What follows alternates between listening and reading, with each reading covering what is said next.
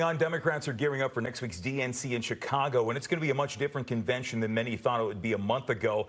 My first guest tonight will be taking her popular podcast, The Daily Beans of the Windy City. But tonight, Allison Gill is live and up late with me tonight here on the Final Five. We had you in the big board a couple of weeks ago, and now here you are in the flesh. Good to see you tonight. Thank you. Thank you for having me. Okay, so when we brought you on last time around, really, this whole Harris versus Trump matchup was still in the nascent stages. Things have changed. People are saying that Harris is still in her honeymoon phase and that this is going to level out.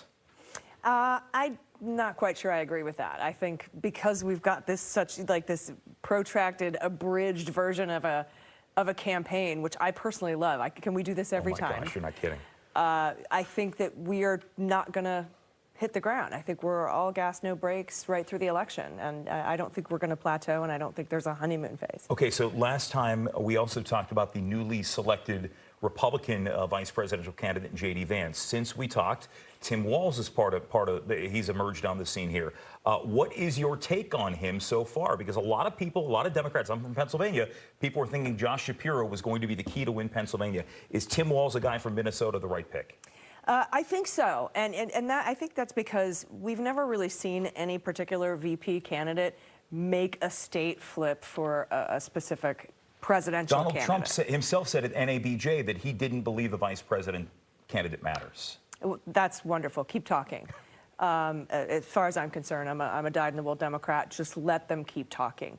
Because, I mean, what did J.D. Vance come? We learned unearthed audio that now perimenopausal women have no purpose on the earth other than to raise grandchildren.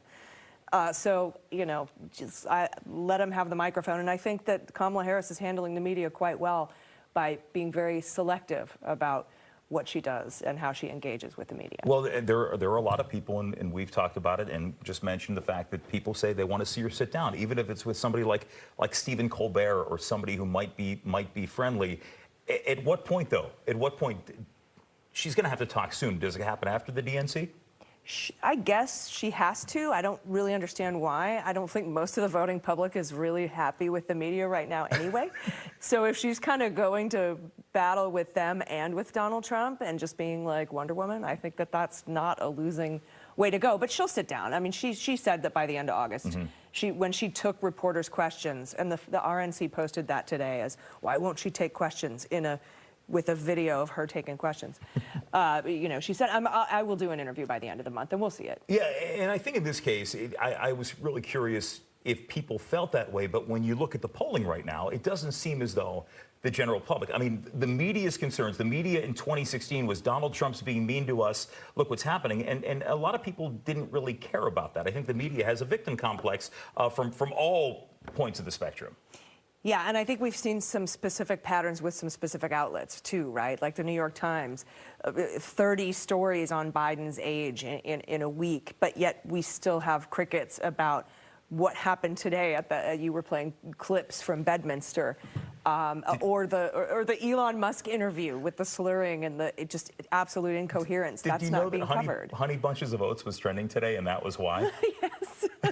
And he said, I haven't seen Cheerios in so long. It's like, okay, well, congrats. You think you need ID to buy bread. Well, so next week with the DNC, you're gonna be out there. You're gonna do your podcast, and it's.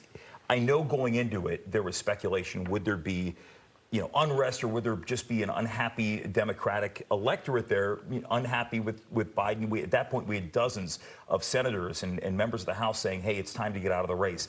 That's out of the picture. And I was surprised how quickly everybody coalesced behind Kamala Harris on that Sunday. So, I mean, it seems like it's going to be, let's do the Macarena 1996 all over again in Chicago. I'm with you on that. I think we're going to see a lot fewer protests. And, I mean, there's just so much joy right now and momentum in this campaign. Again, I don't think that our feet are going to touch the ground. I don't think there's going to be a honeymoon period that ends. But moving this forward all the way to the election and to get our convention bump. I mean, did you know that there was a Republican National Convention? I was up late watching it here. I'm sorry. But like, I feel like everyone's forgotten about it.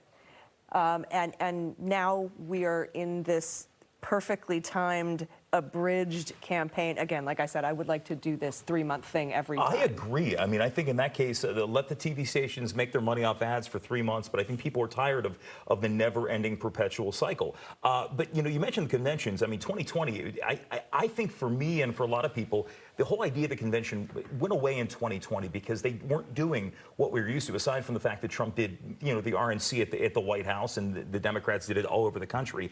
Debates are around the corner, too. We know that there will be a vice presidential debate. There will be at least one presidential debate.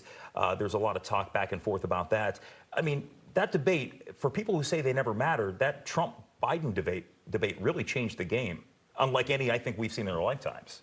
Yeah, I would agree with that, but I think that a lot of that had to do with the media and some certain Democrats and maybe some elite fundraisers and people who were withholding their money from the House races unless and until Joe Biden made that decision, which I think is you know, what ultimately maybe made him make that ultimate decision. But his pivot, like you said, immediately to Kamala Harris and everyone coalescing around her kind of steamrolled over the elitist idea or the punditocracy that wanted that blitz primary. Real quick, tomorrow night you're going to record your podcast at the Hamilton, right? Yes, live at the Hamilton. All right, you get tickets $20. They're online right now. But again, Allison Gill joining us. You can find her on X at Mueller. She wrote, I say Twitter. I'm just going to be Allison. Great to see you. Thanks for coming in tonight. Thank you. Our pleasure. Final Five is back.